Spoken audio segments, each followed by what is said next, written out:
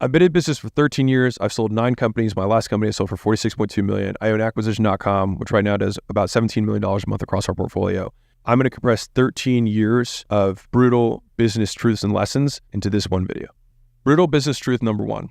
Sell to rich people until you have the money to sell all the poor people. The middle is where you get killed. Elon said, you can either do a lot of good for a small amount of people or a little good for a large amount of people. And I will tell you personally, it's way harder to do a little good for a lot of people than a lot of good for a small amount of people. There is a reason that Tesla started at the top. They started only selling to rich people. They had the Roadster, which is $250,000. And so they sold those, and then he was able to go down market one and sell $100,000 cars to just upper echelon of society, the wealthy. And then after that, he made the X, which is a little bit cheaper than that. And then underneath of that, he made the Model 3, which was going to be the mass model, right? And each time, it was significantly harder to do the one before, because if you want to sell based on value in terms of low cost, you need to build the infrastructure for huge amounts of demand, because the only way that you make money selling to poor people is selling tons and tons and tons of them. Look at Walmart. Look at Amazon. These are businesses that were built for volume day one, and they win on efficiency. That was the whole point. Amazon, he wanted to have the best selection and the lowest prices. Walmart, everyday low prices. They win on efficiencies. Like, they all fly coach. They use fold-out chairs. They drink out of paper cups. They purposely breed the culture of efficiency because it's the only way that you can win if you sell to poor people. And I say poor people to be hyperbolic in terms of my language so that it drives the point home. Obviously, I buy from Amazon. But the point is that the strategy is based on volume. And you've probably heard some of my other tweets around this, which is solve rich people problems, they pay better. Or if you solve rich people problems, you get to charge rich people prices. This is what I think the key insight is that to someone who only has $1,000, when they pay you $100, they pay you 10% of their net worth. Their expectations of what they're going to get for that $100 is the same as a rich person giving you 10 million of their $100 million. It would be gigantic, right, in terms of their expectations. But getting a rich person to give you $100, they might not even notice. And so the thing is that it's actually easier in some ways to solve rich people problems because they're willing to pay more in an absolute sense for lower relative value. And so with that extra profit or gross margin, you can absolutely over-deliver for them and still make money and not have to learn all these things with infrastructure. So for example, if I wanted to start a bank, I would have to have $25 to $100 million to start it up. But if you do that, then you have to build the infrastructure that you can handle money for zillions and zillions and zillions of people. A very hard business to get into. And so the idea is that you want to sell, at least this is my belief, is that you want to sell premium, you want to sell to wealthy people, you want to sell to a niche person that you can do a lot of good for in a very small slice because you don't have to compete against everyone. You can have inefficiencies and still make money without having to have tremendous infrastructure and skill around building it. Once you make a ton of money doing that, you can obviously just do more of that, which big fan. Or you say, you know what, the next thing I do, I want to do for zillions and zillions of people. And so then you build a business like a Netflix that, think about how insane Netflix is. Just as a concept, you pay $13 or $15 a month or whatever it is now, and they create movies and shows, and they spend millions of dollars, and they sign comedians, and they've got all these shows that are streaming, and you pay $14 a month. It's absurd. Think about if you said, hey, mom and dad, I want to start this video subscription, and I'm going to just pay millions of dollars to get all these shows and movies made for us, and I'm just going to charge $14. It would be absurd. That's how much value you have to provide to someone who doesn't have money to capture huge slices of the market. How are you going to beat Prime? $99 a year or $129 a year, whatever it is now, right? And with Prime, you get basically all of Netflix with Prime Video. You also have next day shipping, same day shipping with anything that you want to buy. $99 a year, $129 a year. If you build to sell to the masses, you need to build like you're going to sell to the masses. And you're usually going to have to put a ton of money in for a long period of time because you have to have that infrastructure up front to deal with that volume, to have such a crazy value discrepancy that someone who has no money still never wants to cancel. That's the key. Whereas if you go to wealthier people, you can get a premium. You can have 5 clients that all pay you $5,000 a month and make an amazing income and have the resources to actually do a good job and hire a couple people to help you out who are competent. And you can do that when you charge more money. And those people are not the ones who are like, and everybody's seen this meme where the $50 a month customer is like, hey, so for this $50 a month, what am I going to get? Now, we make fun of that. That's the reality of if you're taking 5% of someone's paycheck, it means a lot to them. Whereas if you're going to somebody who's making $1 million a month and they pay you $5,000, if they get one good thing a year, they're stoked. And they're like, oh yeah, I sent the wire. Did you get it? Like the difference between working with somebody who's on the lower end versus the higher end. And so being very clear about who you serve, not serving other people, going down market only if you have the infrastructure to support huge amounts of volume and usually the capital to front it. Either you build for volume day one and win on efficiency like Amazon or Walmart, or you build for a premium, which means you niche down and you completely solve problems for people. So you completely solve a problem in a very narrow niche. And so let me give you a completely polar opposite examples here, which I literally live on both sides of the spectrum. On one side, acquisition.com is my premium brand, right? This is the brand that we do deals with. This is where we have $100 million companies and stuff that we invest in, that we own it, right? That's my family office. And we do 1 or 2 deals a year. Just to be really real, we make very rich people way wealthier, right? That's what I do there. So someone comes in is already worth $50 million and we're like, cool, how do we get to 250? And that's what we invest in. That's what we scale the company. On the other extreme, we've got school. So school is for everyone who's starting out. Now, school took 5 years to get to the level of product that it is now, and millions and tens of millions of dollars of development where it lost money the entire time and still loses money right now in order to create such an absurd value for the $99 a month or whatever it is. Because we know that $99 a month for somebody who's trying to start their business, that's the entirety of their business budget. And so we have to solve all of the business problems that those people have at that level. And so these are two completely, honestly, the most polar extremes of value creation in terms of who we're selling to or who we advertise to and who we're attracting and how we help them. And so there's no coincidence that I did acquisition.com before investing in being a co-owner of school, because I had to make enough money to be able to afford to sell to people who don't have much, to be able to help build the infrastructure and invest millions of dollars to build that so that we could accommodate millions and millions of users. Right now, we have many millions of users on the platform. If you are confused about how to sell rich people stuff, first off, the easiest hack for selling to rich people is do what somebody else is doing that sells to rich people and do it in half the time and charge twice the price. Number one, rich people pay for time above all else. But if we look at the value equation, you've got the outcomes. You got to make sure they want the outcome that you're promising. And then you've got the 3 other variables. You've got risk. How likely is it that they're going to get what they want when they buy?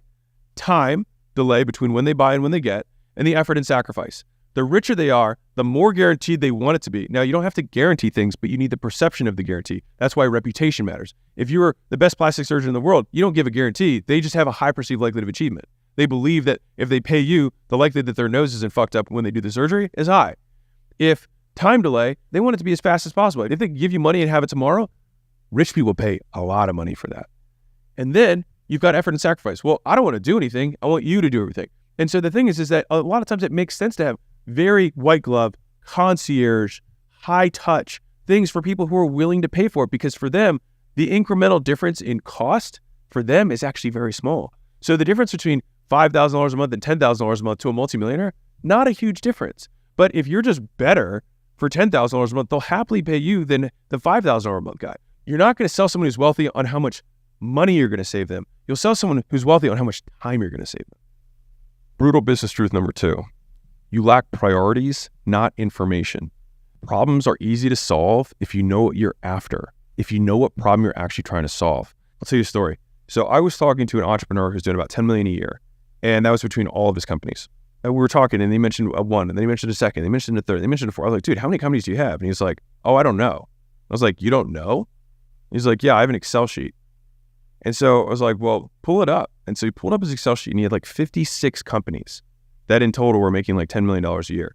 And obviously one of them was the biggest one that was doing like half of that revenue. And that was actually the company that I had heard of that he founded. And I said, dude, if you just only had that one company, how easy would it be to like 5x that business? He was like, oh my God, if I didn't have these other 55 companies, it'd be a joke. I was like, so if I waved a magic wand and that happened, you think you could do it? And he was like, yeah. And I was like, then do it. You can wave the magic wand. You can end these other 55 partnerships so that you can do this one thing.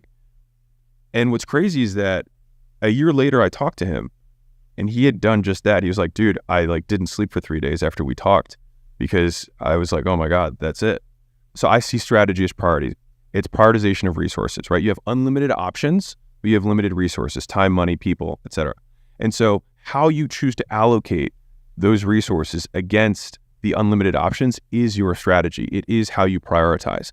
And when you have one clear goal for one clear company, for one clear customer, the prioritization actually gets pretty easy. And so a lot of people keep looking for these unique insights when the reality is you don't even have a goal. Have you defined the problem that you're trying to solve? And most people haven't. And that ends up being usually the first question I ask someone. They're like, hey, I'm stuck with my business. And I just say, well, what's the goal? And then they say something. I say, well, what problem are you solving right now? And so if you can't clearly state current state, desired state, obstacle, you're running around like a chicken with your head cut off. You're not going to solve anything. You're going to do a lot of work, but you're not going to move forward. So I had a media company approach me. They've got 40 million subscribers across their channels, obviously very, very good at media. They said, hey, we've been listening to your content and we think that our constraint, like the problem that we need to solve that will get us the most bang for the buck, is that we need to optimize our SOPs for the media company. I said, okay, well, what's the goal? I was like, is it to just get more famous or is it to make money? And they're like, no, we want to shift into monetization now. I was like, okay. So let me ask you this, what product do you sell? And they were like, well, we don't have a product. I was like, okay. So hear me out, crazy idea. If you had a product, you would make a lot more money than trying to get your 97 out of 100 media company to 98.5. Not to say that there's nothing, like if they said, I want to be more famous, then I would have said, absolutely, you should do that. That makes sense because monetization isn't the goal. But if they were trying to make money, they had nothing to sell. And I promise you, if you have nothing to sell, you make a lot less money than if you do have something to sell. And so they could be a 2 out of 10 on product, but with that amount of media, that amount of traffic, they would be able to get so many sales that they would blow it out of the water. And so they were spending all this time trying to get into the intricacies, trying to get information on how to solve the wrong problem. And so most times it's not that you lack insight, it's that you're solving the wrong thing. And I think the reason that happens so frequently is because those entrepreneurs are media entrepreneurs. They like media. They feel comfortable in media. And so they like solving media problems. And so they like solving problems that they know how to solve because they've solved them before. I'll tell you a different story. I had a guy who came out for a workshop here at acquisition.com, and he said, hey, can you go over the closer framework? And I said, okay, you flew across the country. You've been here for a day. You had this one opportunity to ask this question to me. I was like, is sales a problem in your business? What's your close rate? He said 40%. I said, so sales is not the constraint of your business. He was like, no. I was like, then why are you asking me about the closer framework? And I actually think that lesson was way more powerful than me trying to go over the closer framework, because the reality is he was a sales guy. He loves selling. And so he wanted to hear me talk about sales, but sales isn't the problem in his business. There's something else that's the problem. He might not be getting enough leads, or people are churning out too quickly on the back end, or he can't even take on more customers because he doesn't have enough team. Like, those are all other examples of problems that might exist. And I'll bet you one of those 3 probably is the problem in his business, but that wasn't the question he asked. He asked about the thing that he enjoyed reading about, the thing he enjoyed learning about. And so right now, if you're an entrepreneur, it is true that you want to double down on your strengths, but the business as a whole has to be balanced. So hear me out. If you think about business like a body, okay, and you're a bodybuilder, and so you want to have ideal ratios for everything. In terms of, like, if your arms were like this big and your quads were tiny, then you look weird, right? So you want to be a specialist. Like, you, sure, as an individual contributor, keep doubling down on your strengths, but the business as a whole will only be as strong as its weakest link. And so this is where people get confused with double down on your strength versus be well balanced. The business needs to be balanced. Your physique in total needs to be balanced.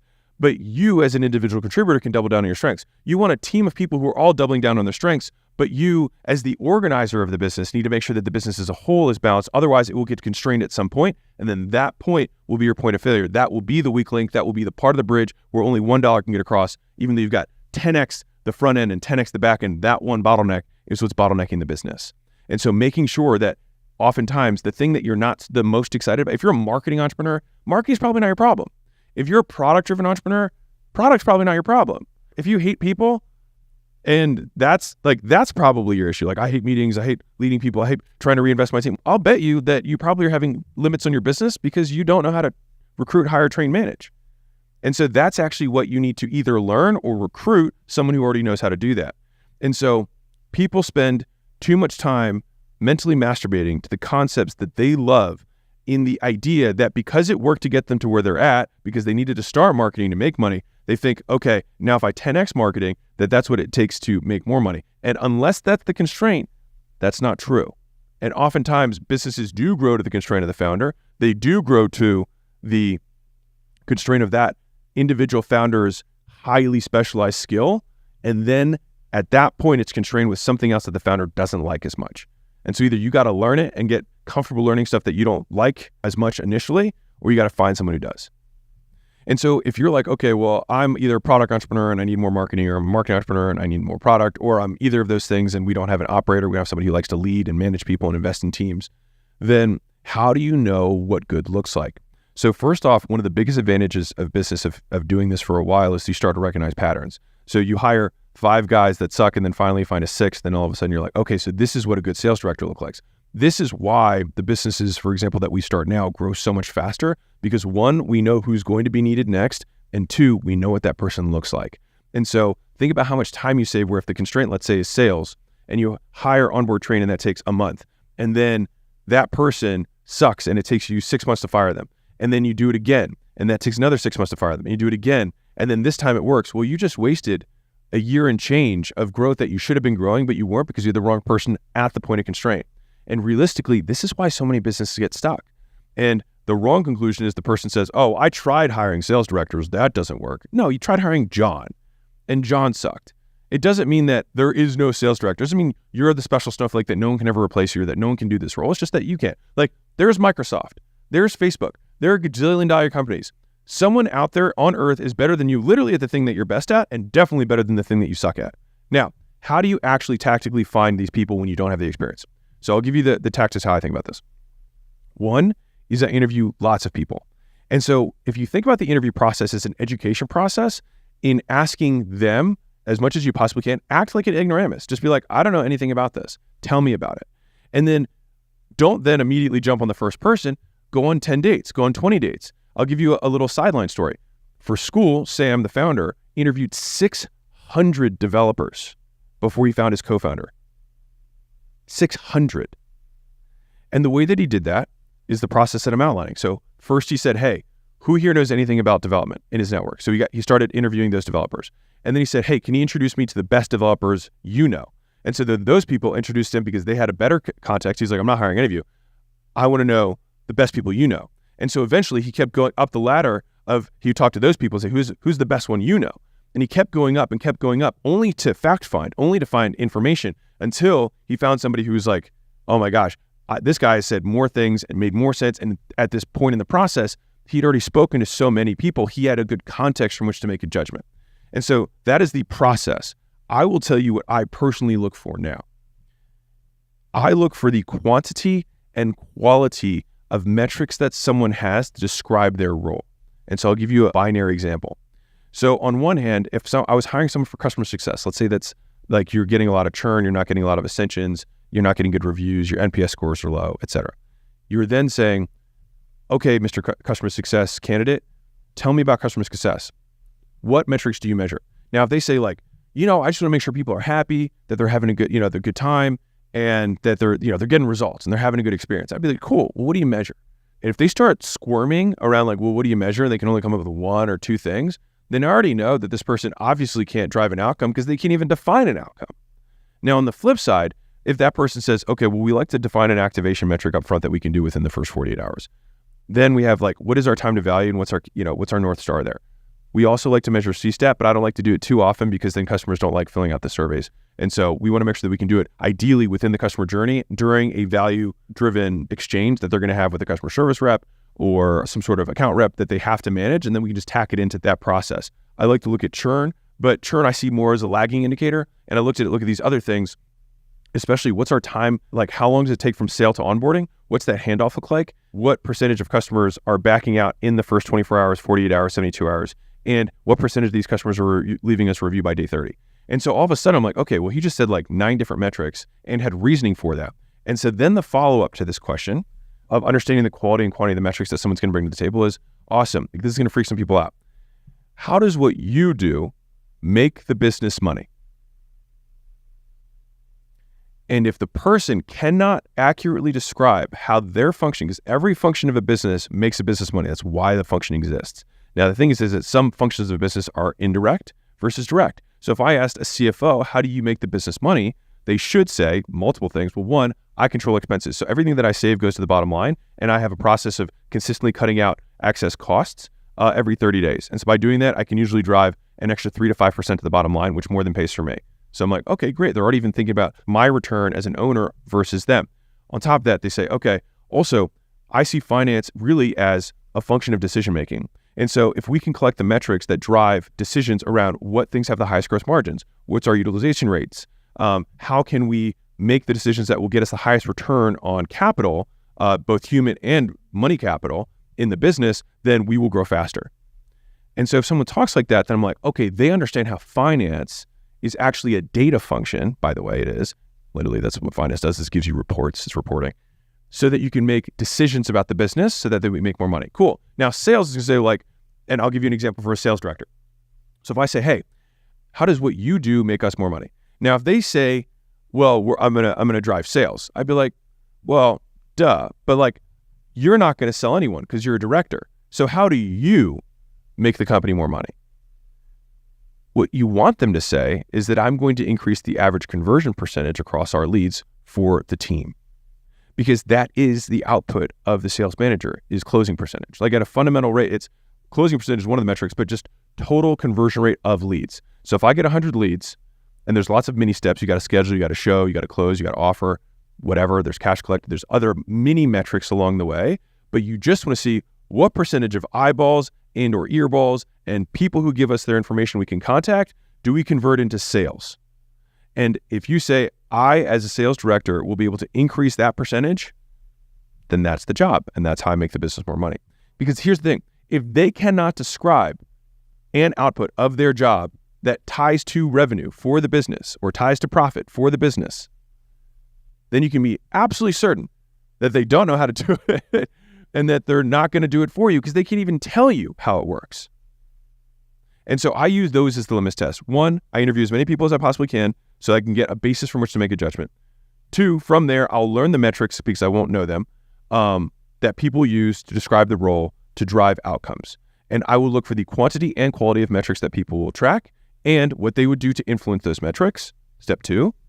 And then step 3, how does what you do make the company more money? Don't let them get away with like with the sales example, well, we're going to make more sales. No, but how do you influence that? Business truth number 3, things are hard because your team isn't as good as you think they are. And that's because your standards are too low. A mentor of mine said this to me, and I've always kept this in mind. He said, your best talent, you haven't even hired yet. Your best talent is in the future. And so let's run a thought experiment for a second. Everybody who's listening to this has that one teammate who's just an absolute stud, hopefully. If you don't, I'm sorry for you. But at least one person on your team is pretty good. If you had 10 of those people, would you be able to make way more money?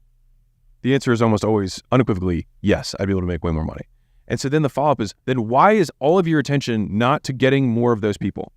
If you listen to the Steve Jobs, the Bezoses, the Bill Gateses, Elons, so many of them, Zuckerberg, so many of them talk about talent. And in the early days of entrepreneurship, I thought that they were trying to hide the secrets. But it's really that they were talking about what they were focused on now. And as I continue to do business, the more I just care about who rather than what or how. Because if you really do have the right who, you're one hire away from somebody who's 100 times smarter than you, who's done this way longer than you have, who can help you grow the business. I'll give you this story that really drove this home. So when we were looking at selling Gym Launch, we had a lot of conversations with investment bankers, and then finally we picked an investment bank to represent us. And then we had a lot of conversations with prospective buyers. So acquirers, meaning people who like fund managers, people who have big funds of money who buy companies for a living. And I remember a moment on one of the first of these meetings where it was in person, they'd flown out, and all of their team was on one side and all of my team was on the other. And I was sitting at the head and the managing partner was at the other side of the table. And I just remember just kind of sitting there silently, looking down the table, looking at both sides, back and forth, and being like, No wonder these guys are going to make $3 billion in the next 5 years versus my team. And the thing is, to be clear, it wasn't that my team was bad. I mean, we built a, $100 million plus business. I saw the discrepancy.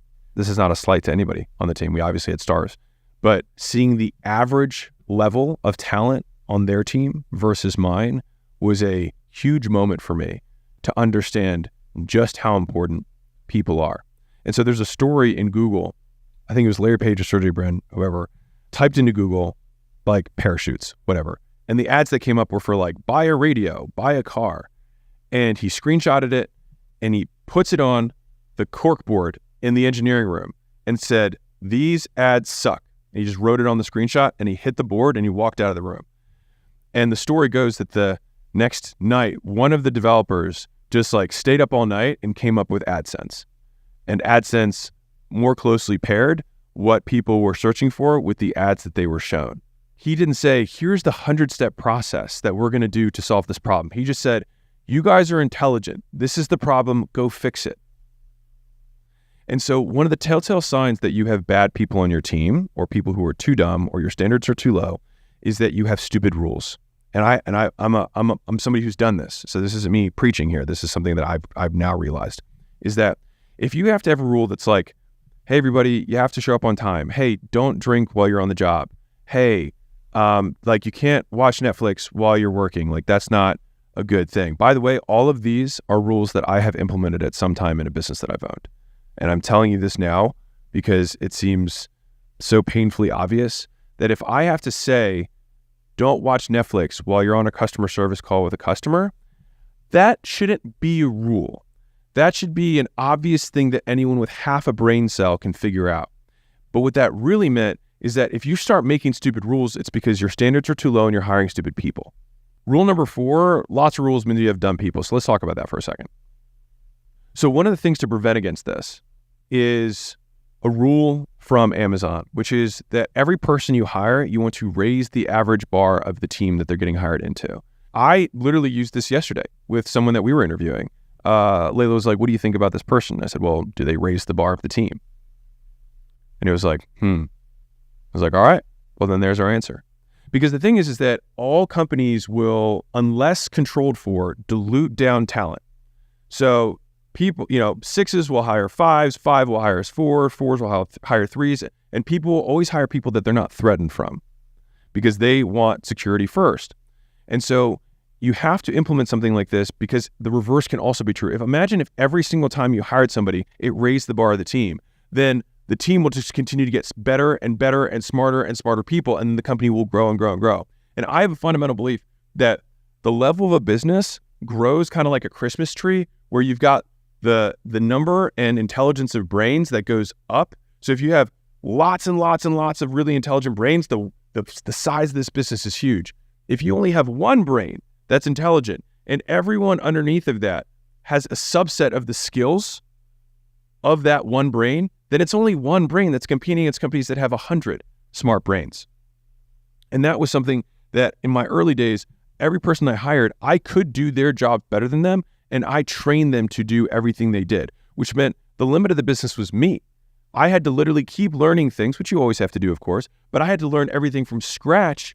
And so the business then had to suffer what a day one customer success rep would deal with because I didn't know anything about customer success. And so the idea is I would rather bring someone in who has 10 years of experience in customer success so that we can start the business on year 10 of customer success. I want that person to have learned all those lessons on someone else's dollar. And then when they come to me, have all those lessons so I don't need the scars. And so one of the telltale signs also of an early company is that you've got people who have zero experience in leadership roles for a function they've never done before.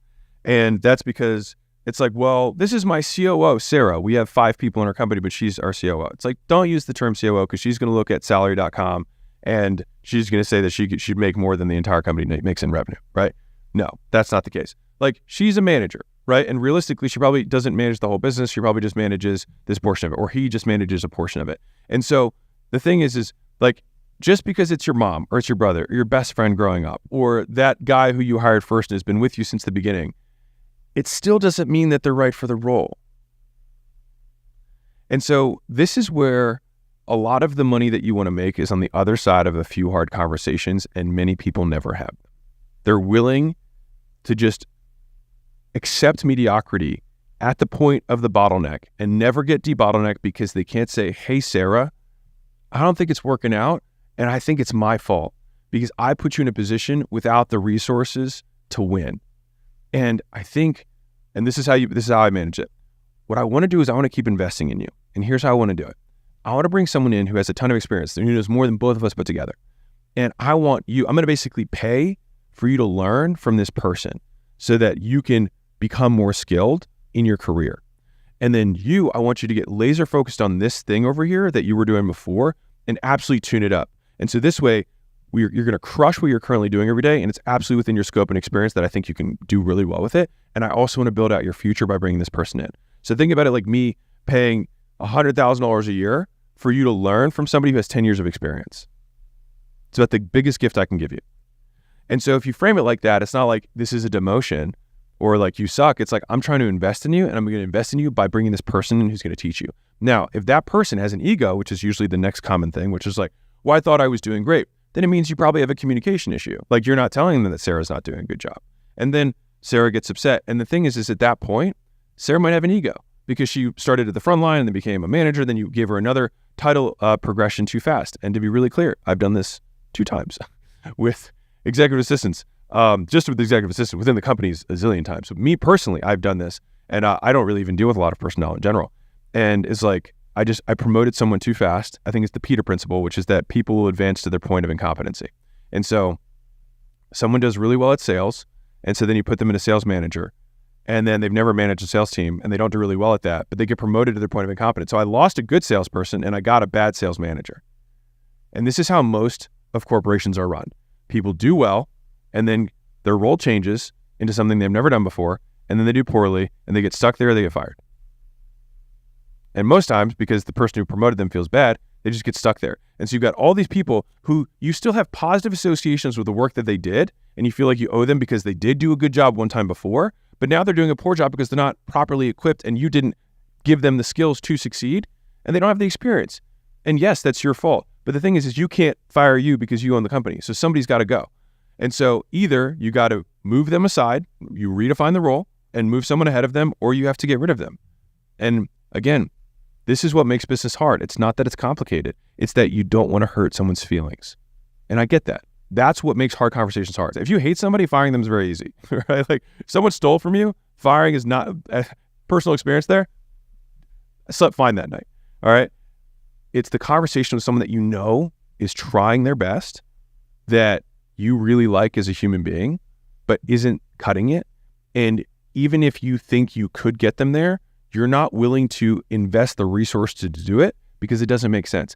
I could wait for someone to learn neurosurgery, and I think people could, but it might take a decade. And I don't know if I really want to invest all that time when I could just go find a neurosurgeon. And yeah, I might have to pay more, but I'd rather pay that than pay 10 years. And so to loop this back around to the story that I was talking with the private equity firms when I was looking at them, one of the big obvious things too is that many of the people on the other side of the table were making $1 million, $2 million, $5 million a year. And, you know, people who were in their 20s making $300,000, $500,000 a year. And I was like, okay, I need to reset my bar of what I have to compensate in order to attract A-level talent. And once I really understood the value of people, the way that we grew businesses completely changed. It stopped being about building businesses and became way more about assembling the teams that build the business. Like one of the core functions we do at acquisition.com, probably the thing that we invest the most resources into is recruiting talent. Like there's a reason that we go really hard on LinkedIn because people respond to our messages and we're like, hey, you ran all the ads at this $200 million per year direct-to-consumer business. We have a direct-to-consumer business that's at 20 million. Would you be willing to take it from 20 to 200 because we think you have the experience, or do you know anybody who does? And because we have a following there, we get the responses and we can get that level talent. But that level talent's not coming in for $100,000 a year. You can moan all you want that, oh, these employees want so much money, but there's a marketplace. There's a rate. And if you're not willing to pay it, there's a company that is smarter than you that is willing to pay it because they know the return on it. And I still think to this day, one of the biggest arbitrage that exists in business is paying a talent A wages to get 10x the output. So let me drive this home. So you can get a B player. Let's use $100,000 as the baseline. So I want to hire a role for $100,000 for this thing. And a B player in the role will take 80. And a B plus might take 90 or 100. But there might be an A plus guy who's like 170. And it's like, whoa, that's like twice our budget for this role. But if that guy or gal has the output, like an A player can get you 5x, 10x the output of a B player, meaning 5 people who are B players at $100,000 a year equal 1 A plus at 170. That's still a great return and better than hiring 5 Bs. And especially in knowledge work. So if you have anything that has to do with thinking and not like where literally more hands are required to do the work, the outsized return on intelligence is so high that I still see it as one of the fundamental arbitrages that exist in business. How much time you save by hiring somebody who knows exactly what to do, how it drives revenue in the business, and they can use 10 years of experience that you don't have to pay. So I would rather pay 25%, 30% more for somebody, 50% more for somebody who can move me 10 years forward. Like, it seems almost silly when you frame it like that not to. But the thing is, every day, small business owners want to save $5,000 on an annual salary for somebody who they know is perfect for the job. Business truth number 5, if you want to get bigger, get better. Better leads to growth. Bigger leads to bloat. So I was reading Esther Cathy's book, Wealth, Is It Worth It? And he talks about the story of Chick-fil-A. And he said that his number one pursuit was better, not bigger. And that he believed that if they were better and they just kept getting better, he said, our customers will demand that we get bigger versus trying to get bigger for the sake of getting bigger. And so he tells a story between him, Chick-fil-A, and Boston Market. So for those who don't know, Boston Market was actually a very big chain when I was growing up that grew really, really quickly. And so Chick-fil-A was, privately held. They took on almost no debt. They grew really responsibly, one location at a time. And Boston Market was like, we're going to franchise and we're going to raise a ton of money from Wall Street and we're going to make all this stuff. And for a period of years, they outgrew Chick-fil-A by a mile. And they were like, oh, Chick-fil-A is going to get left in the dust. They're going to get out-competed. They're going to get crushed. But because Boston Market grew so quickly, because they diluted their talent because they had to hire so many bodies and not enough brains. And because they wanted to grow, because they wanted valuations, they wanted money, they were what I would consider mercenaries. Whereas Chick-fil-A and Esther Cathy was a missionary. He believed in the product. He believed in the experience. And because he's a faith-driven entrepreneur, he wanted his restaurant to represent the tenets of Christ. This isn't me getting religious about it, but he believed in his mission. That's the point. And Bezos talks about this. He said, you've got mercenaries, you got missionaries. And the missionaries always win in the long term. And so what ended up happening is that the money guys, some of these guys cashed out early because stock got inflated, all this stuff. They took on tons of debt. And then the company ended up bankrupting, I don't know, something like 10 years later. But guess what happened in that period of time? Chick-fil-A just kept growing. And the thing is that Boston Market couldn't outcompete Chick-fil-A in their market. They just grew faster. But the thing is that if you've got a Boston Market and Chick-fil-A, if you know that your chicken sandwich is better, you still always win. It becomes an inevitability. It doesn't matter if they get there first. If you win in the end, who cares? Because quality will always win, provided it's priced appropriately and things like that. But better leads to bigger. Bigger leads to bloat.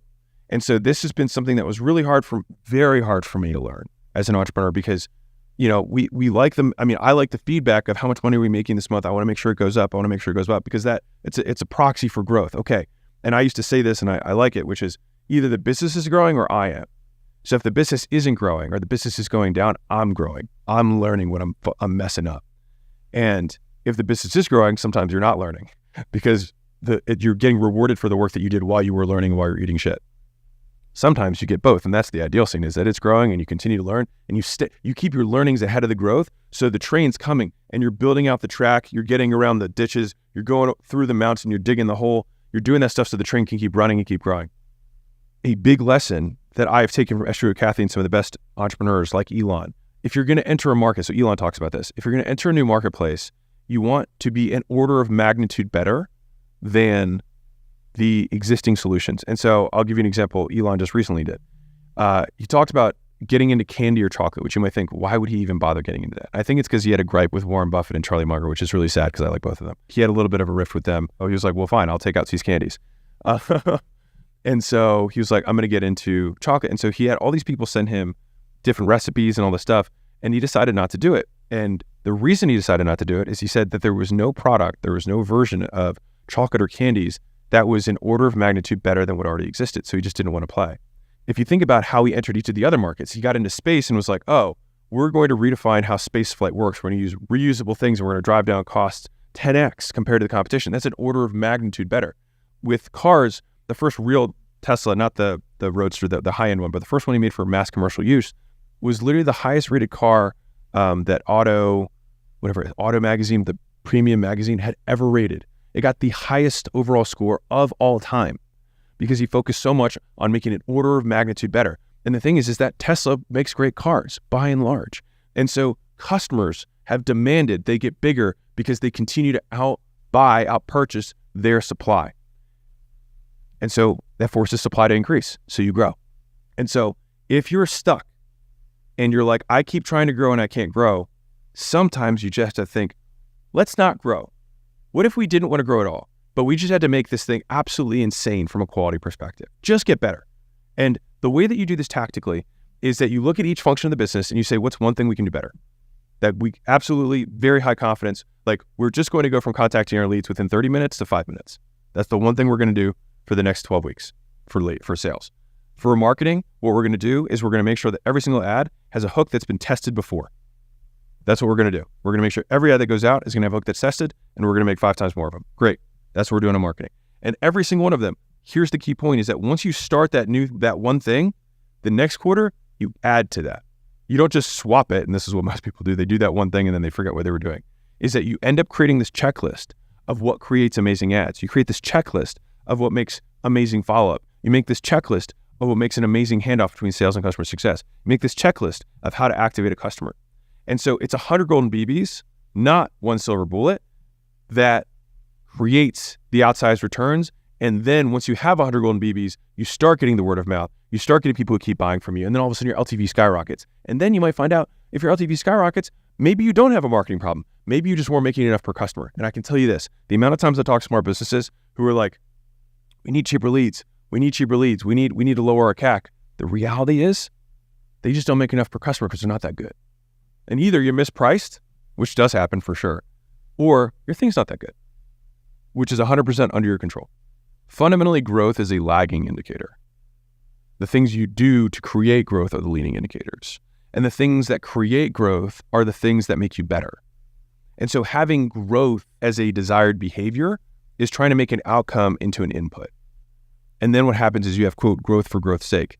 And here's the problem with this, just as a big picture, is that if the reason that you're in business is to, quote, make money, if that's your real mission, so many things make money. And so what happens is you become distracted as an entrepreneur. This is why the mercenaries fail compared to the missionaries.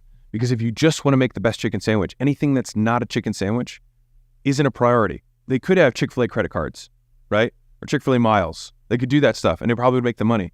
It's not core. Now, we'll go find out if they probably have a credit card. Who knows? But like the point is that it's not core to what they know. If money is the goal, then there are so many paths to getting there that it's difficult to stay focused, which is why companies get spread thin, which is why they grow for growth's sake. And then all of a sudden they have 5 initiatives that are going on that all aren't working that well because they couldn't focus on the thing that mattered most, which is getting better at the core promise that they make to customers. Business truth number 6. You work all day, but you can't get anything done because you allow too many things that don't matter to distract you. Sometimes you have to let fires burn. And so what that means is that you have to block time for work that moves the ball forward, because a month later, it'll be the only thing you have to show for the month before. And so one of the things that took me a long time to realize is that there are very few things that are existential crisis within hours, even within minutes, right? And so the idea that everyone in the company and all of your customers, et cetera, can have immediate demand from you or responses from you as the owner is not a good expectation, because then it means that you're on demand for everyone else's needs, but the business needs you. And so I'll give you a story to drive this home. So at my first gym, I had just started sleeping not at my gym, which was wonderful for me. And so right as like I get my first few nights of sleep, I get a call that everybody hates at 5:30 in the morning because that's when sessions happen. And I was like, hello, what's going on? And he said, I've got bad news. And I immediately go to, someone died from a heart attack in our gym. That was immediately went there. And I'm just silent. And I was like, what is it? And then he says, there's a water pipe that broke and it's leaking on the floor. And I was like, okay, what do you want me to do? And he's like, well, I don't know what to do. So I called you. And I said, well, what do you think I'm going to do? He's like, I guess call a plumber. And I was like, okay, what would I do in the meantime? He's like, probably get a bucket. I was like, yeah. I was like, have you done that? He was like, well, no, I called you. I was like, okay, well, why don't you do those first two things? Because there's nothing I can do.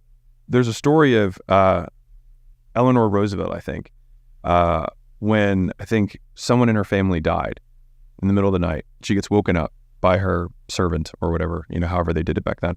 And he says, Mrs. Roosevelt, I have some terrible news. And it's like 3:00 in the morning. And she's like, what is it?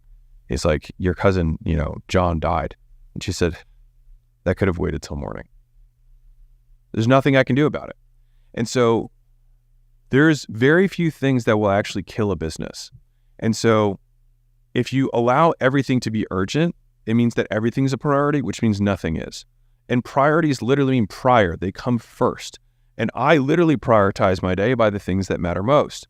And so I start my day, I do prior to my day the thing that I think will actually move the ball forward. Because when I look back at my last month to see the progress that I've made, I never think about, Susan, who I had to give a refund to because she was dissatisfied for something, or we got a 1-star review and we need to, deal with that. Or, our chat support went down for, 2 hours in the middle of the day. And people were like, why did the chat support? None of these things are existential crises for the business in the short term. There's almost nothing that kills a business in the short term. And the only real thing is that your payment processing goes down. So your ability to accept money goes away. But beyond that, there's not a lot of stuff. And so what you have to get comfortable with is letting some fires burn and being able to say, yes, this sucks, but not getting the important work done will suck more. And so I spend, and I still do this, the first 4 to 6 hours of my day working on the things that I believe matter most. And I think that if I had a single habit that has gotten me the furthest in my life, it's that I work uninterrupted for the first 4 to 6 hours of my day on the things that I think have the highest leverage in the business. And I like to think about that as, what's the one thing that if it were true, all of my other problems would go away? And then I put all of my effort into making that one thing true or making that one thing happen. But that can't happen if you have 20 other mini priorities that are urgent and not important. Every entrepreneur suffers from this. And so you have to draw lines in the sand or you will be spread too thin. You will work all day and you will get nothing done. To protect that first 4 to 6 hours, in the beginning, I had to wake up early. So that meant I woke up at 4, I worked for 6 hours until 10, and I start my day at 10. As I made a little bit more money, I was able to sleep in until 5, or, and then start working at 6, and then I'd work from 6 to noon. And so everybody on my team, and this has been for years, everyone on my team does nothing until the afternoon. Alex only takes meetings in the afternoon. And so for me, I do my thinking work in the morning, and then I do my meetings in the afternoon. As I hired more people, more directors, more leaders, more executives, a lot of those meetings also were able to disappear. And so now it just became I have a meetings day, and the remainder of my week is just completely open. Here, let me show you how this plays out in the real world. Someone reaches out and says, hey, I got to connect you with Jimmy. I think you guys would have a lot of synergies. I think that this would be a really important connection. And I say, I take meetings on Mondays. And they're like, oh, I don't think you can do that. And I say, okay, I guess we won't meet. We just sit there and that's it. And you'll be amazed oftentimes that if they really want to meet you, they'll make it work on Mondays. And if it means that it's also 3 Mondays from now, then it's 3 Mondays from now. And I will say this, if I don't meet Jimmy, you know how many people are there on Earth? There's 8 billion people. I'm not going to meet most people. And the likelihood that Jimmy's going to actually do something because if I know what I need to do to grow my business, there's not a lot that Jimmy's going to offer me there. If I'm very clear on my strategy and I'm very clear on my execution, anything that's not that fundamentally loses me money. It certainly doesn't make me money. And so just being okay with saying no. And so I'll give you the tactic around this, which is just saying, I like to say, so this is how I do this in social settings. I would say, hey, I'm actually not taking meetings until after my book launches. And then once my book launches, I'll say, I'm not taking meetings until we sell this company. And I'll just always have something that I'll just push out that's way far in advance that seems very important, that gives people a social reason to feel okay that I'm saying no to them, not saying you're not important. It's saying I've got this other thing that's really important to me. And so that tends to work pretty well with entrepreneurs. But you have to be okay with it. Like, if you have a team or you have people who manage your schedule for you, I had to explain this to we have 3 executive assistants that manage Layla and I's calendars. And I was like, if you put a meeting in the morning at like 10 a.m., I was like, you've killed my whole morning. It's shot. Like, I can't get into any kind of deep work, and then I'm going to have 2 hours, and I'm going to have lunch again, and then I'm going to have other stuff out. Like, no, like, we don't do that. If they are going to do something and it's, quote, very urgent, and they have a very strong argument, then I put it at the very end of my day, and I book from the back forwards. And so that means that if I say I want to end my day at 5 or whatever, then it means they're going to put my first meeting of the day at 4 o'clock. So from 4 to 5, if it's an hour-long meeting. And if I have a second meeting that day, then it's going to be from 3 to 4. And so I still get my whole day until 3 o'clock uninterrupted, so I can work on the things that matter most. And we have just learned, Layla and I working together, that basically the more she takes off my calendar, the more money we make. And that's because that's where I'm most effective. Now, the flip side is Layla is such an exceptional operator and leader that her form of productivity is an absolutely stacked day so that she can delegate, invest in the team, prioritize resources, deal with small decisions that have to move the ball forward, check in on projects, hold people accountable, reward them for the behaviors they've done, like interview new candidates that we need to bring into the company. Like, that's a super time-consuming thing that's very, very high leverage and very high value. Like, think about it. If you have to take 20 interviews to find the right person who can then take an entire 20 hours a week off your plate, I mean, geez, you spend 20 hours once to get 20 hours a week for life. What a great return. And this is why entrepreneurship at the highest levels, I'm going to go on a side drain here, but I think it'll be important. Entrepreneurship at the highest levels is always hiring ahead of where you're at. And for people who don't like their current business, I can promise you that if you grow it enough, you're just going to be dealing with people. All businesses at the top are, you got a marketing person, you got a salesperson, you got a product person, you got finance, you got legal, you got tech, and that's the business.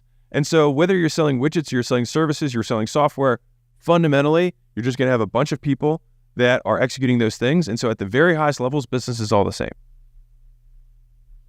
And you have to learn how to play business at that level to keep playing at that level. Business truth number 7, brand takes a long time to build, but it's the most valuable thing that you can own. It gives you the ability to get insane returns on advertising, price far above the market, and keep people only buying from you. It's very hard to imagine something that is better than that. It just takes time. And so this is probably the lesson that took me so long to learn. Like, many, many, many, many years. I think I would say it took me a decade to learn this. And I've only been able to reap the fruit of this in the last couple of years. And first off, I didn't even understand what branding was. Branding is simply an association people make between something they know and something they don't know. And the thing they don't know is your business, and the thing they do know should be something they like. And then over time, that rubbing of the thing that they like rubs off on your brand, and eventually you can drop this thing and only have your company, and they will make that positive association with you. And so there's 3 ways that people will make associations. This is how you build a brand. One is what you say or show. So that's controllable. So people will associate this hat with me, and if you got value during this thing, then you'll associate the value with acquisition.com. Cool. So that's what I can say or show. This is advertising. Me making this content is advertising, right? I'm letting people know about my stuff. The second level is what other people tell them. And so that means like either someone who's interacted with your advertising or someone who's interacted with your product.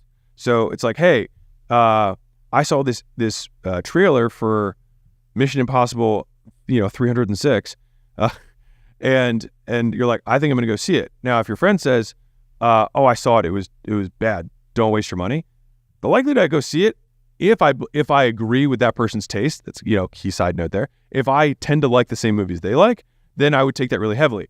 If it's like my mom and I don't agree with movies that she likes, I might just go see it more because I'm like, oh, if she hated it, I'll probably love it, right? And so what you say as the company owner is thing 1 that you can control the most. Thing 2 that you can't really control is what other people say about your stuff, which then goes to C or 3, which is what the customer ends up saying once they experience it. So it's what you say, what other people say, and what they actually experience. And so as you can imagine, what they experience is going to be the strongest thing. So you see the ad, you think about going to the movie. someone tells you something about the movie, maybe that influences your decision. Once you see the movie, then you have a much stronger opinion. And you can see another ad about the movie, but you're like, I don't care what the ad says. I saw the movie. I bought the sandwich. I went to use their marketing services. You have a very informed opinion because you had an experience. And so this is why brand and product are always going to be interrelated, because how do you get what other people say to be good to your potential prospects? You make sure that their experience was exceptional so that when they do see it, they say, hey, the movie was awesome. You should go see it. Now, if someone who I like a lot says, hey, the movie was awesome, you should go see it. And I'm like, I saw the ads. I didn't think it was that good. And they're like, dude, believe me, see it. Now, all of a sudden, I had poor advertising. They have a higher likelihood of seeing. And then if I go see it and I say, wow, he was so right, this was awesome. Then I'm like, I tell other people. Now, here's what gets kind of interesting. If I go see it and I think it sucks, that influences the brand of my friend who told me about it, because now I don't actually believe their opinion of movies anymore. And so that's why, as a side note, when people refer people to your business, they have to be treated so well, because that person who made the referral risks relational capital. They risk their personal brand to the friend. And the reason they make that risk is they actually want to get a return on it, right? Like, hey, you should see this movie, because they want the friend to associate the good experience with the movie with them. And that's why people do things. That's why you do refer products that you actually like, because you want people to associate or have that problem solved because of the thing that you connected them to, right? And so we want to be that connection, and that's how we make money. Now, if we're thinking long-term though, from a branding perspective, if you make a big promise and you deliver on that promise consistently, people will say, wow, they are what they said they were, which is one of my biggest rules of marketing, is state the facts and tell the truth. Don't make promises you can't keep. And just say, hey, this is why I like using historic, which is like, this is what has happened. I don't know if it'll happen for you, but if you're willing to take that bet, then there you go. And so if we think about the things that are some of the strongest levers in business, price is the strongest lever on profit of all things that you can control business. If you get people to buy something for $1 million that other people buy for $10, you're gonna make a lot of money. And so price is one of the strongest things that has a lever on market. And you can measure the strength of a brand by how much above the commoditized price or what other competitors charge, you can charge because of your brand premium. So if you look at like a Nike versus a generic brand for t-shirts, shorts, shoes, basketballs, whatever, they will charge a premium and they will get that premium. And so they're able to sell more units at higher prices because of their brand and because of the associations people have with them. And so then the ROI from the brand becomes, how much does it cost me to make these associations that people find positive? And then you spread that out, or you fractionalize that against how much of an increase in price you can have against the commodity. And so if I sell 1 million units of something and I can sell it for $3 above market, then I have $3 million of excess that brand buys me. And so if I can get an association that yields me that outcome for, let's say, I can get a championship fighter for $250,000 a year to be in my ads, then I get a 10 to 1, or I'll say 300,000 to make it math simple. If I pay $300,000 to that association and I can now charge and make $3 million extra, I get 10 to 1 on that branding. The ROAS you get, return on advertising spend, absolutely still, all the metrics count the same for branding as they do with direct response advertising. You just have to measure over a longer time horizon.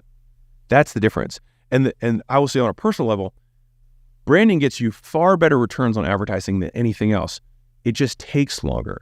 And so think about the direct response world as like your paycheck. It's like you write a check in and you get money out. You write a check in, and the moment you stop spending that money, you stop making money.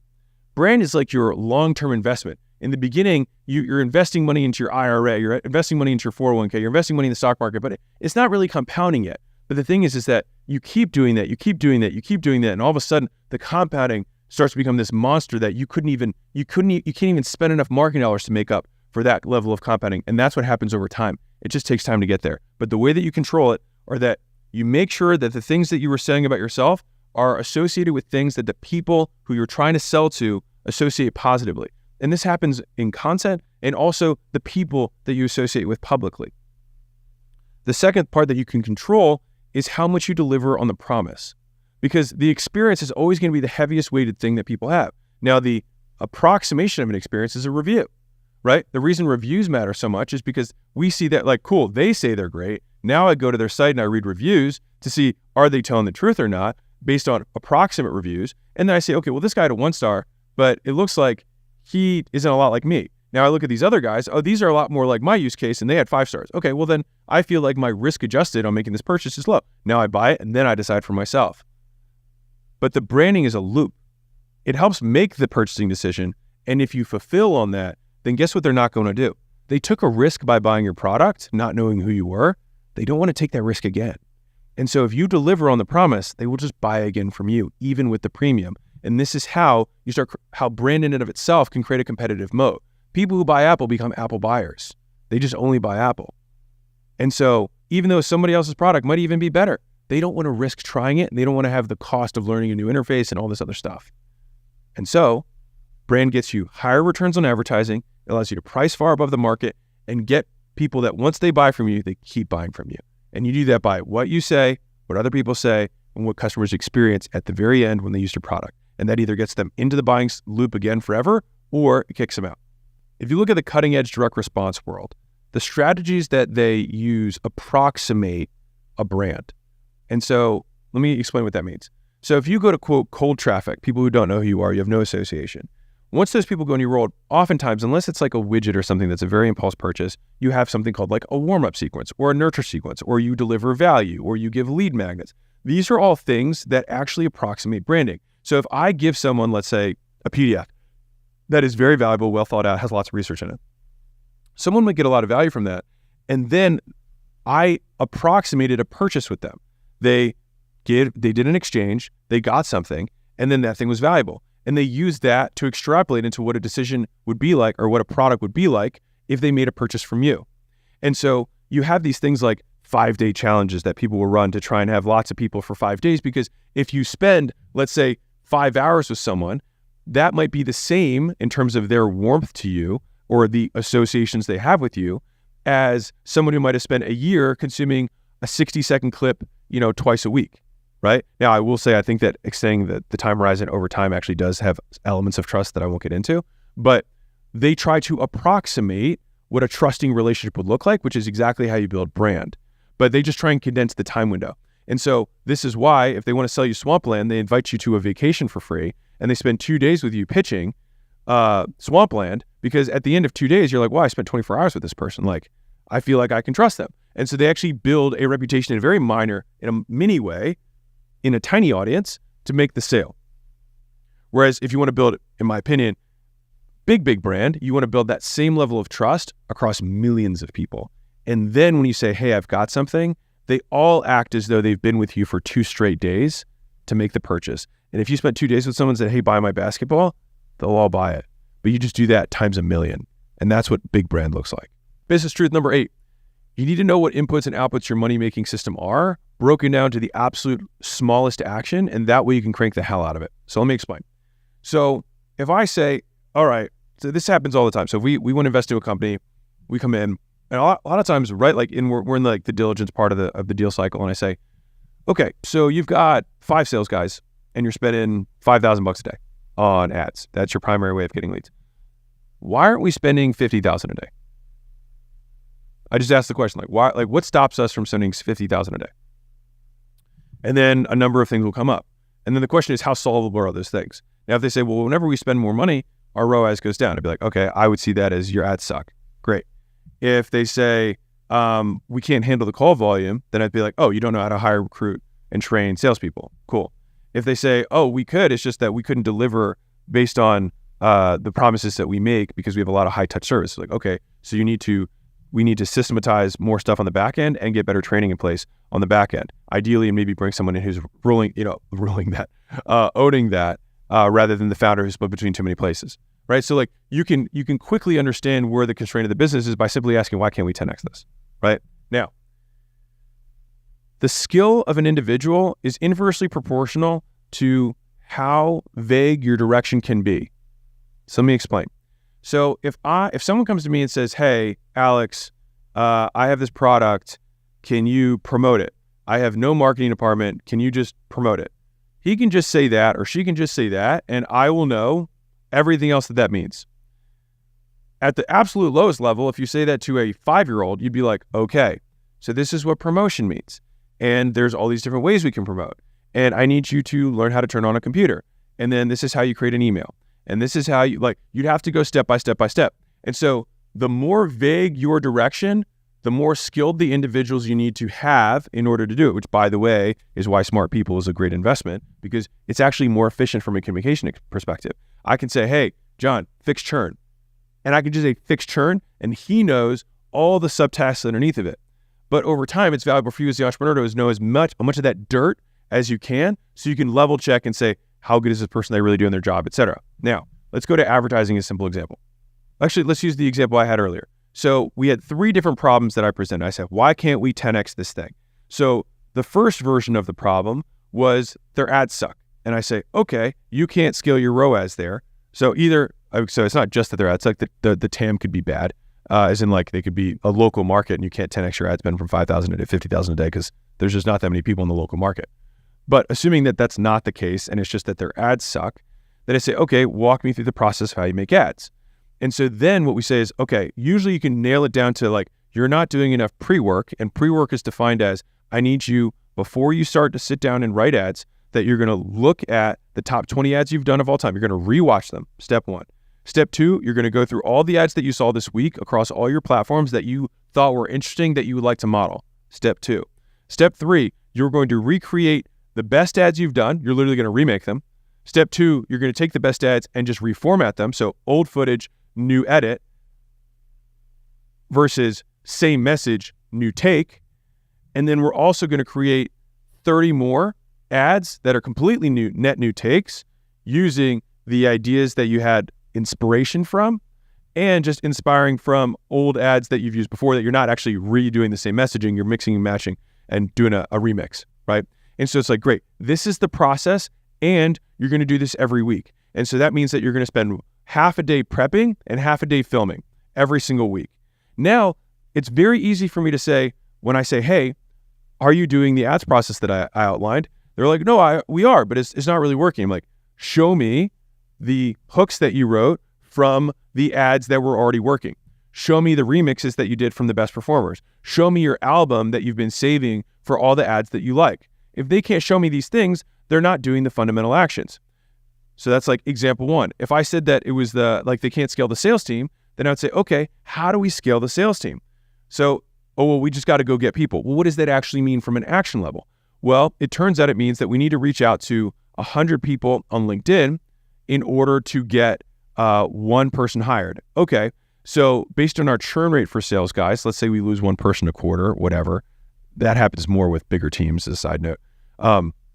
Say, okay, well, if we do 3 reach outs a day over 90 days, then we're just going to replace our churn. We're going to have 90 reach outs. It's going to create 1 good guy, and we're going to lose 1 guy. So we're never going to grow the team. They're like, oh, it's like, so if we need to 10x this team, then we need to do, 100 gets us 1, and we lose 1/3 of a sales rep per month, which if we had a 5-person team, we'd be losing 20% per month. By the way, you get employee churn the same way you get customer churn.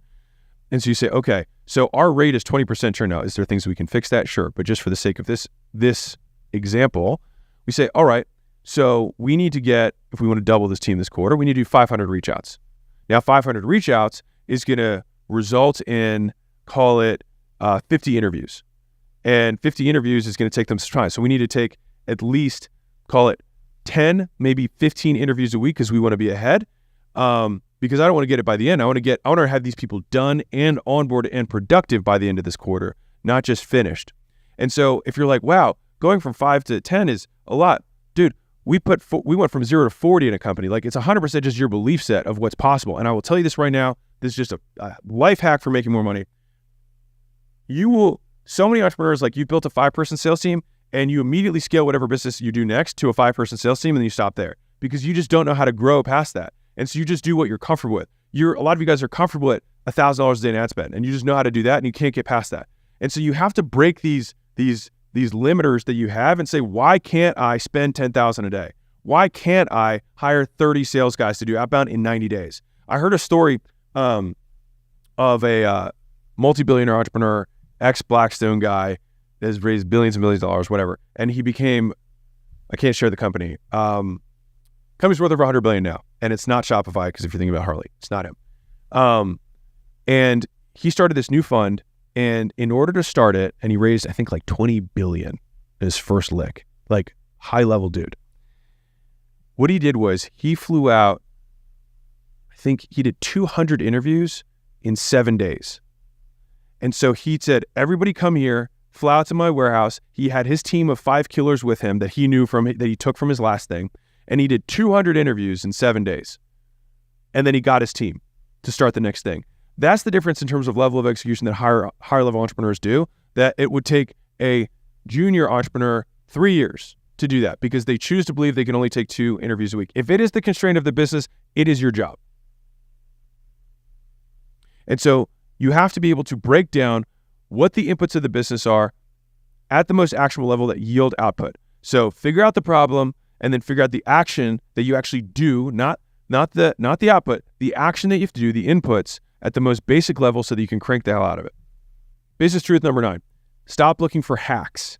And I mean hacks differently than like shortcuts. I mean, when you see something on like, oh, they're like, start doing these hashtags because that's what's working really well. Or start doing this new messenger thing that's only going to work for 60 days. The thing is that like, if you have to jump from these little mini trends to mini trends to mini trends, the moment that little mini arbitrage thing is done, you're done. You want to focus on what the overall objective of the platforms that you advertise on are.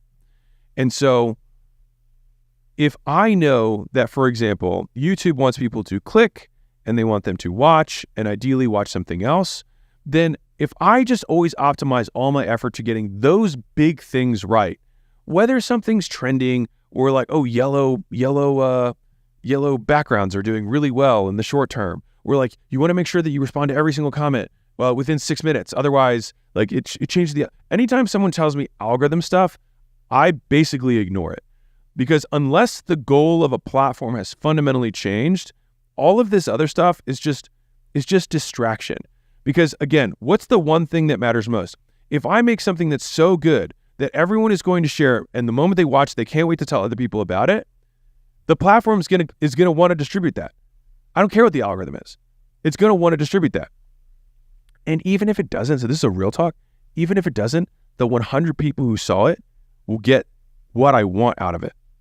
And so the thing is that it's so much better to spend 100 hours making one exceptional thing than doing 100 things mediocrely. And now some of that's like, wait a second, how does that contradict with you got to do lots of quantity? Quantity matters because it teaches you how much work it takes to create quality.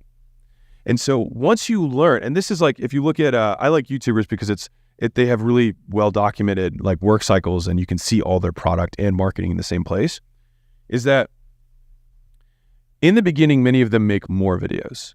And then over time, they realize that if they make a better video, it has outsized returns. Meaning, if you make a video that's 20% better than your average video, you might get 5 times the views. And it might take only twice as much work to make your video 20% better. And so then all of a sudden you're like, oh, well, instead of making 2 videos, I'll make one that's 20% better and then I'll get 5 times the views. And then that becomes the new standard. Then all of a sudden it's like, okay, well now we're making videos of this standard. But if I spend, twice the time as I did on that video, I get this video that was already 20% better, another 20% better. And then that gets 5 times the views of the 5 times the views. And so what happens is over time, you learn how much work it takes to make something great. And that is why quality starts to, over time, all these platforms will always optimize towards quality because there is no lack of information. Like people have Google, they can find out whatever they want. What they want is value per second, not seconds of value. And so our job, if we want to make anything, whether it's a product, whether it's marketing, whether it's an ad, whether it's a service that we give, that we sell, is that I get so tired of hearing the entrepreneur story. And I used to be one of these guys, which is why I get so frustrated. This is me yelling at my younger self. Is I'm like, I provide so much value. Like there's so much stuff that I give them, but the internet gives them literally everything for nothing. And so it's not that people want more, they want better. They want us to do the work ahead of time. People want a bargain. They want, how can I compress 13 years of business lessons into 2 hours? How do I do that? How do I get the lessons from 35,000 posts in 60 minutes? They want that. They don't want you to say, hey, you know what, dude, I put all 35,000 of my posts inside of this membership login. It's so much value. They're not going to get value from it because what would be so much more valuable is distilling all of that down to the most concrete form where every time they consume it, the value they get per second is so high they can't stop. That's where. And when you're thinking about this stuff, Like, quality is in the details that you only realize with lots of exposure. And I think about this like coats of paint. When I write a book, it's not like I sit down and I write it. I write the first draft, and then I put another coat of paint on it. And then I put a third coat of paint on it, and a fourth coat of paint on it. And I'll say this was a gift I got from the consulting and banking world, which is, let me tell you how they edit. Let me tell you how it works. First, you make a deck or a brief or whatever deliverable you're going to have to a customer or a client. That's round one. The second round, you look for just punctuation errors. The third round, you look for data errors. The fourth round, you look for misspellings and typos. The fifth round, now all of a sudden, every time you're reading it, you're also going to catch other stuff too, but you're specifically looking for one type of thing. And I'm not a video editor, but I would fucking bet that this is exactly how you edit video. You think, okay, let's look for lighting this time. Okay, let's look at transitions this time. Let's look at sound and music this time. Let's look at the actual content itself this time and make sure that there's no gaps or space. And so it's coats of paint and that exposure over time and looking at it when you start early in the morning. And the second time you look at it, it's after lunch. And the third time you look at it in your bad mood. And the fourth time you look at it, you just talk to your wife about this other thing. And that's top of mind. And so you look at it through these different frames and you get away. It's like sanding down the rough edges and you just keep getting at it and you put different level grade sandpaper so it gets finer and smoother and smoother. But that only happens with exposure over time and lots of licks. And so you make the money in the edit, you make the money in the distillation, not in the creation. And so stop focusing on the hacks and put all your effort into the repeated bouts and bursts and going over with the sandpaper and the second coat and the third coat and the fourth coat of paint. That is how you can escape mediocrity. And that's what everyone who's mediocre is unwilling to do. They think that the moment they put the last period on their document that they finished writing a book, when really they just put 80,000 words into a document that no one's ever going to read. And you can teach quality to people by teaching the process that begets quality. So if you say the first thing we do is we have a wireframe and every wireframe has to have a hook, a story, a lists or steps for an outcome, and then a conclusion that meets these standards, that's the wireframe. Have we done that? Checkbox 1. Checkbox 2, we record the whole thing, we fill in the gaps. Great. Checkbox 3, we look for transitions. Checkbox 4, we look for, and so then they can follow your step for creating quality. And most people just never document what they do, which is why every time they have to reinvent the wheel, and they have to reinvent the wheel for every new person who comes into their company, which is why it's so taxing when you're small to bring people on because you feel you have no training, you have no systems. But if you can document these things for yourself, which A, by the way, will make you better, B, it also make it easier for you to bring new people in so you can ultimately replace yourself and keep the quality where you want it to be. Business Truth 10, the best people cost more, but make you way more than they cost. It's still one of the biggest arbitrage opportunities that exist in business, and I think will continue to exist in business as long as humans work, right? And the thing is that small business owners never get this. So it's really just the big businesses that are competing for talent. That's where the talent war happens, is at the top. And do you think there's a coincidence that the biggest businesses are the ones that are competing for talent? Why do you think that is? It's because they understand that talent is what makes them a big business. And so the thing is, and this is where small businesses get in trouble again, and I did this too, is that you have to be worthy of the level of talent that you need and have a mission that's aligned with what they find meaningful. So I have an acquaintance that's in the porn business. I have no moral qualms. He does legal. Everything he does is legal. Do what you want. One of the issues that he has is it's very hard for him to find high-level talent because a lot of people don't want to work in the porn industry. And so I say that as a hypothetical extreme, but some of you guys are working 1 degree less than that. You're like, I sell a day trading thing. It's like, oh, so you beat the market. Well, obviously, if you sell day trading, then you should just be day trading and not selling courses on how to day trade if you were so good at it. And you definitely wouldn't tell people what the trades were. Duh, right? And so the thing here is the level of talent that you can attract for that level of opportunity is going to be very different from like, I want to create something that takes all trash and turns it into energy. You're going to get people who are very mission driven. There's a reason that every single one of Elon Musk's businesses is here to save the world. That's not a mistake. Now, there's 2 elements to that. One is that they could save the world. The second is that that's what he makes it about. So Twitter before this wasn't about having free speech and civilization. It was just a social media platform. But now it's the last beacon or bastion of free speech. That's what Elon has positioned it as. Now, ULA, which is United Launch Alliance, which is a government contractor that does a lot of space things. You might not have heard of them. But SpaceX is how mankind is going to survive if anything happens to Earth. And so we're going to become an interplanetary species. So the likelihood that we can survive any kind of event, if we're a multiplanetary species, goes up for our survival as a race. And so he made SpaceX not about doing rockets and government contracting, which, although that is how they make their money, he made it about saving humanity. Tesla is about its electronic cars. There's a zillion other car companies that have electronic cars. But why is it only Tesla is about having this? Because it's the future of having Earth be environmentally friendly. Every one of his companies he makes about saving the world. And by doing that, you get people who will work night and day to save the world. And so I'll give you three personal examples that I've had around this. I remember when I had my first $50,000 a year employee, because before this, I'd only worked with hourly wage employees at my gyms.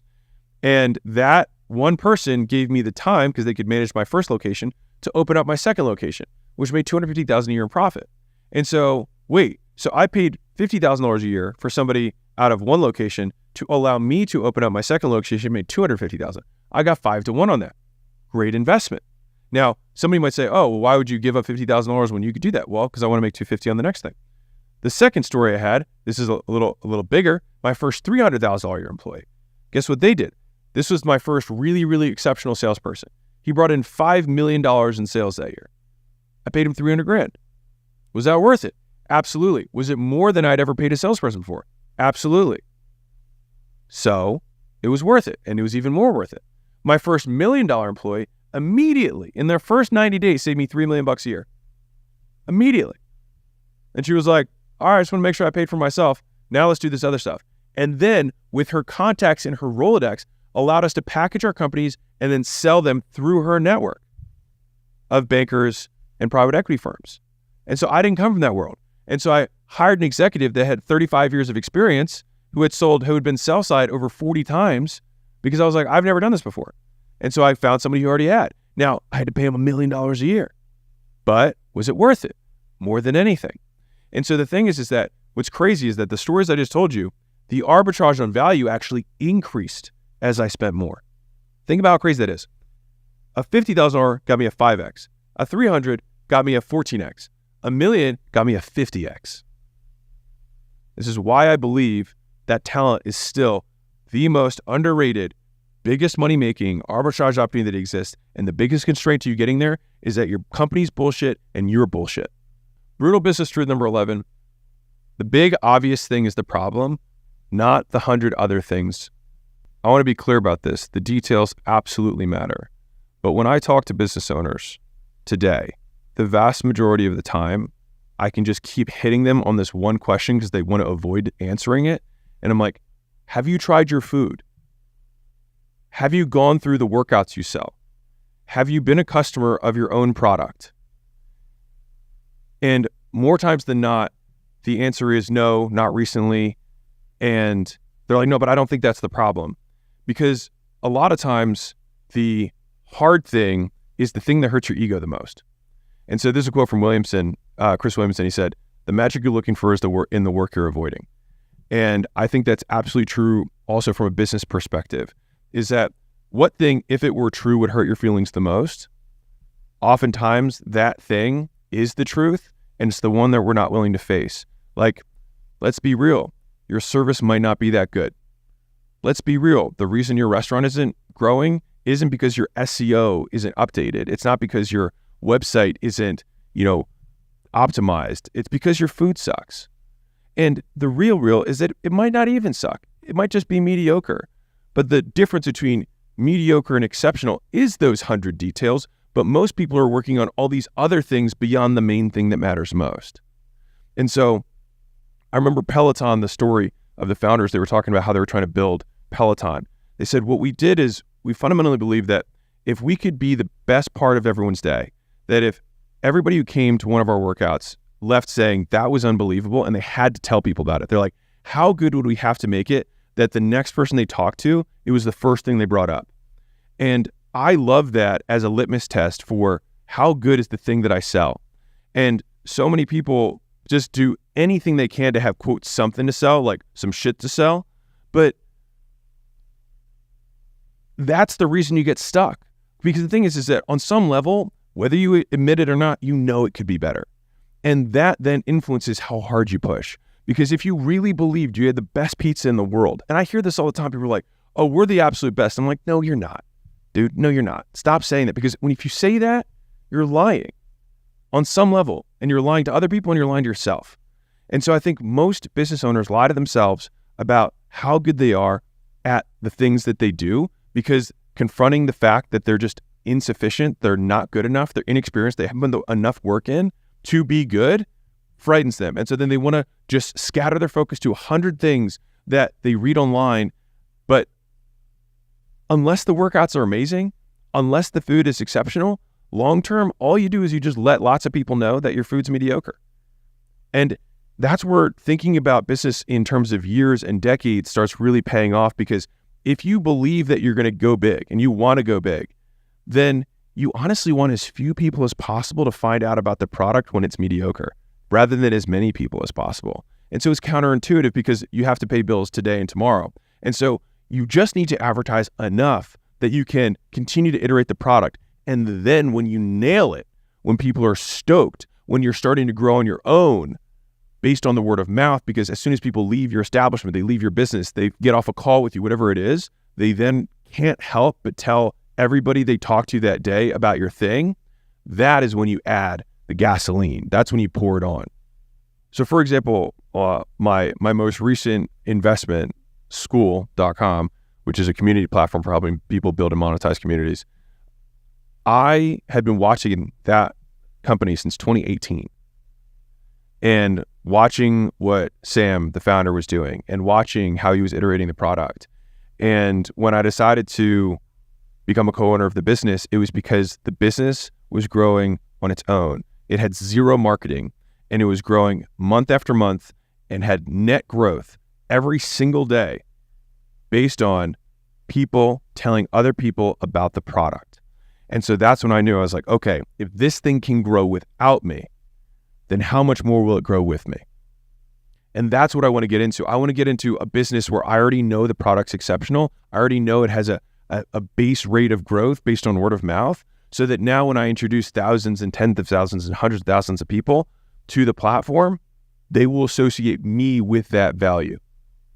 And I know that the product will deliver and then take over from there. They're not going to buy. They might buy because of the association, but they stay because of the product. I've created all of my wealth in 4 distinct periods. In the very beginning with my gym, I had a 30-to-1 return on advertising. The reason that arbitrage existed, meaning I put $1 in, I get $30 out. I put $1,000 in, I get $30,000 out. The reason that arbitrage existed was because Facebook at the time was wildly underpriced. I'm just going to be very honest. That's why that first arbitrage happened. The next arbitrage that occurred was in gym launch, where we got 100-to-1 for the first year. I spent $100,000 and made $10 million. Yes. And as a side note, most of the very wealthy people that I know had distinct periods of time where opportunity presented itself, and then they just backed the truck up. They just went all in on that thing. What happens in between is you make normal money, but it's those windows of time where these opportunities present themselves where you can just make crazy money. So gym launch was 100-to-1. And the reason it was 100-to-1 was because the product that I was selling was the 30-to-1 thing that I had from the gyms. And so everybody who became a licensee then was immediately printing money in their gym. And the product was so good, what ended up happening, I say, and so now I'm going to give you like a look behind the curtain here. I say at 100-to-1, which I did, but the reality is I just spent $100,000 and made 10 million. And a lot of that was from word of mouth. Because if I had spent $0, I don't know how much money I would have made versus spending the $100,000 that I did on ads. But I still probably would have made a decent amount of money on 0 ad spend, because the people who came in, got the result we promised, and then told 5 other gyms. And especially in a niche, the people, everyone knows everyone. The smaller the niche, the smaller the local market, the more connected it is, and the more word of mouth matters. And that's where you can get these absurd returns. That's when you get into this, like, it feels like printing money. Because if you have good margins on the thing and you have 0 cost to acquire or very low cost to acquire because of the word of mouth, then it just goes nuts. And you're like just accepting money hand over fist. You're like, oh my God, this is unbelievable.